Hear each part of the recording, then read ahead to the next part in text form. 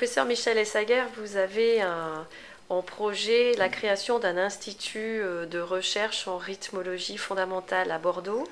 Pouvez-vous nous en parler? Alors ce projet de recherche va peut-être s'inscrire dans les appels d'offres du Grand Emprunt. Nous souhaiterions réunir à Bordeaux tous les spécialistes d'électrophysiologie et de cardiologie, les services d'imagerie, et nous avons la chance d'avoir deux équipes en méthodologie IRM qui pourraient permettre d'avoir l'imagerie des structures cardiaques du tissu de Purkinje par exemple. Et le troisième pôle serait les sciences numériques et le traitement du signal. Et Bordeaux est la première université française au top 100 de Shanghai pour la partie Engineering and Computer Science.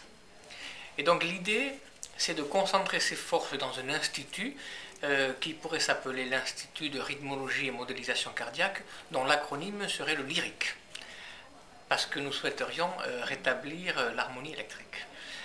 Et avec l'imagerie, on pourrait avoir la structure fine du myocarde.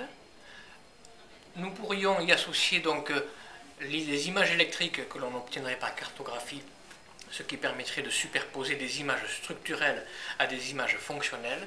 Et nous aurons besoin après des sciences numériques pour faire des modélisations de ces phénomènes qui pourraient permettre de nous avancer dans le diagnostic ou la thérapie.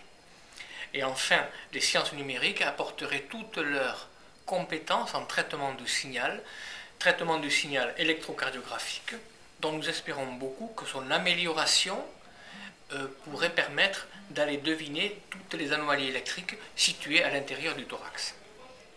Ce projet donc permettrait aussi à la recherche française de recruter des spécificités qui n'existent pas actuellement dans notre pays, les techniques d'optical mapping dont nous n'avons aucun laboratoire, des équipes spécialisées dans les connexines, dans l'électrophysiologie de très haute résolution.